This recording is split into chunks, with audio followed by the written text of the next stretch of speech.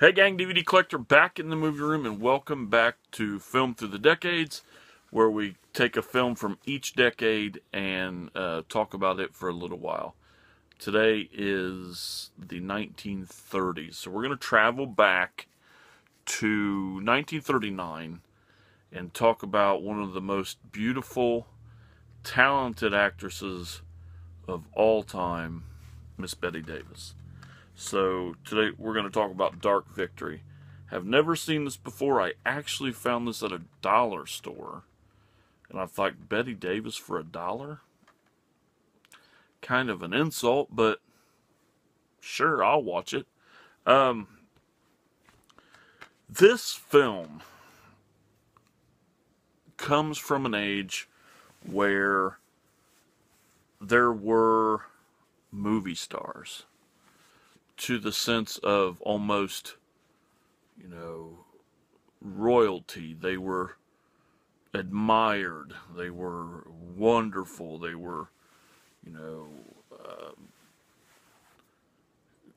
greatness. Unlike today, where they're just actors, actresses. As much as I love certain actors and actresses from this modern time, I'm a huge Denzel Washington fan, but at the same time, I don't put him at the same level at all as, Jimmy Stewart or Bogart or any of those guys, which is kind of stupid for me to say, but for us film buffs, cinephiles, whatever you want to call us, that is nothing we don't already know.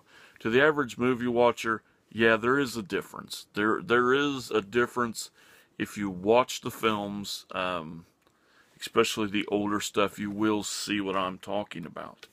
Now, Dark Victory, man, I was expecting a good film. It's Bette Davis. I was expecting I don't know what I was expecting, actually, except for a good film. I ended up at the end of the film with going, man, this one rivals All About Eve, and that movie is fantastic. So let's get into this. We have a different Bette Davis in this than All About Eve, and we kind of have the same Bette Davis. The stories are different, but the tragedy is the same. This film stars Bette Davis, of course, Bogart, George Brent, Geraldine Fitzgerald, and even a small role, but a credited role, for Mr. President Ronald Reagan. Throughout the film, I kept seeing him in 4 or 5 scenes, small spurts of a scene, and I'm like, is that Ronald Reagan? And once I turned the film off, I immediately, this is what I do every time, and sometimes during the film, I will pause or whatever and go to IMDb or Wikipedia or something like that and learn some stuff about this person or that person. And the movie was so, thought-provoking that I didn't take my eyes off of it. And it was until the end of the film that I pulled my phone out and started looking up stuff, and sure enough, it was President Reagan. Very handsome, very seemed to be talented celebrity in this film, and it kind of makes me curious about what else has he done I can see more of him. Did he always play like that, or is there more to Reagan? So very pleasant to see him in it. Now, like I said before, we have a tragedy. It's a tragedy in 2 different ways. I don't really see a difference between the first tragedy and the second tragedy. It's just the way they're presented and the reason for, okay? They are both just equally as bad for this person. The first act, we find Bette Davis by by the way, there will be spoilers. Okay, so if you want to. The first act, we see Bette Davis as this glamorous, balls to the walls, high society, drinking, smoking, life of the party person. Everything's and you feel sorry for her. At least I felt sorry for her, because that's the type of life she had. She had no life. She could not sit back and enjoy anything. She felt like she always had to be on. She comes up with this this problem going on that, you know, her eyesight's getting worse. She gets dizzy. She falls down.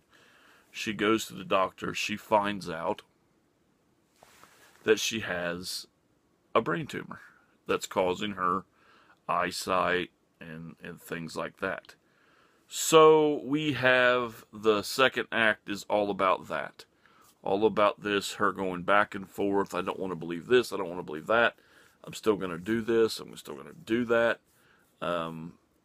And she slowly talked into, this is the best thing for me. Now we jump to the third act. The third act is, of course, the most important part of the film. She is told that she will be fine. She believes that this surgery was a success. The only people that know that this is not true is the doctor that performed, which is now her husband, and her girlfriend, her best friend. You know, there's a little bit of a love thing going on with her and the not the best friend, okay? Bette Davis and the doctor, they fall madly in love. He decides he's moving to Vermont. She's giving up everything and moving to Vermont with him. And then she finds out that she's been duped, you know.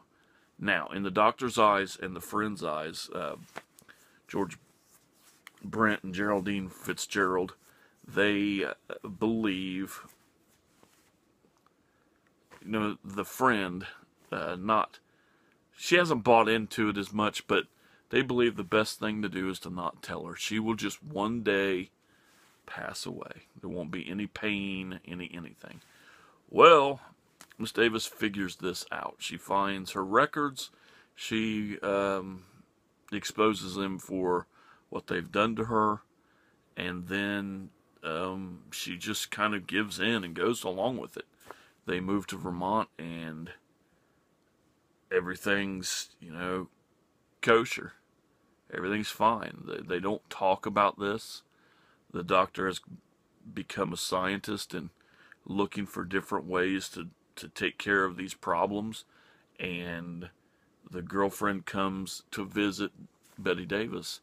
Her friend, I believe her name's Anna, comes to visit and wants to stay.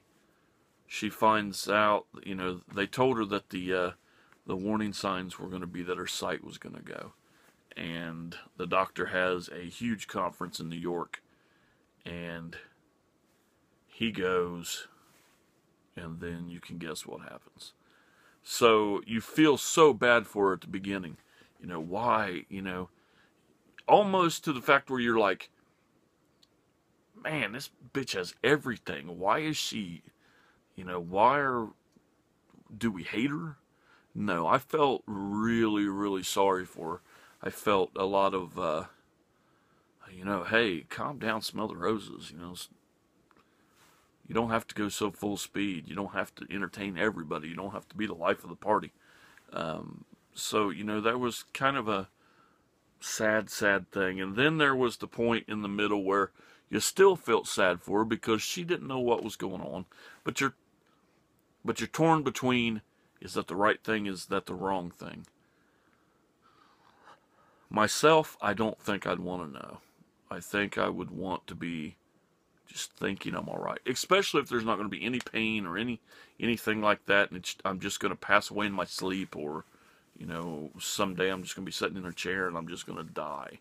You know, I don't think that I would want to know that anytime this could happen, because myself, I know I would think about nothing but that. I'm going to die. die. Am I dying yet? I think I'm going to die. And every little thing that happens, you're like, uh-oh, I'm dying. You know, whether you think that that's a right thing or a wrong thing, you know, it really doesn't matter. The fact is, she found out, she was pissed, and then she kind of just gave in. You know what, I'm going to die. It's inevitable. Just win. And then we feel really sorry for being this happy-go-lucky. Everything's perfect in her life. Unlike before where it was all crazy, now we find this quaint, quiet, you know, back road, beautiful house, perfect life. And that's when it's going to end for her. So I cannot recommend this film enough. It flows so perfectly. Bette Davis is so beautiful. She is such a talented actress. I will definitely be watching more of her stuff. I have seen a lot of her stuff, but every time I watch, just like, you know, if I was to pick up a Barbara Steele movie and put it in the Blu-ray player, I would be like, oh my God, I forgot how awesome she is. And it's the same way with Bette Davis, Joan Crawford, those goddesses of film from the, you know, 20s, 30s, 40s, and 50s, back when, you know, they were something. And like today where they just make movies. So, not that I'm not a fan of film nowadays and new films that intrigue me, but this is where it's at. These films, this decade, this part of film history, like I said, from the 20s to the 50s, are beautiful works of art. We go into the 60s, that's where beautiful horror happens. That's where the beautiful horror starts to pick up. Now, not that there isn't horror in this part we just talked about, but it just amps up in the 60s and goes crazy. And then we go to today's, you know, this generation's horror. But anyway, I don't want to get into all that. I'm just saying, films through the decades. One of my favorite series that me and Ian have done since we started doing stuff together. I really look forward to next week, the 40s. I have 2 films picked out. One of them I cannot even think of the name of it whatsoever. It is a Joan Crawford film, though. And the other one will be a surprise if I do it. And it will be a huge surprise because, as a secret from me to you, it's a classic. A big classic. And I've never seen it. So until then, enjoy the 30s. Let me know what you think about Dark Victory.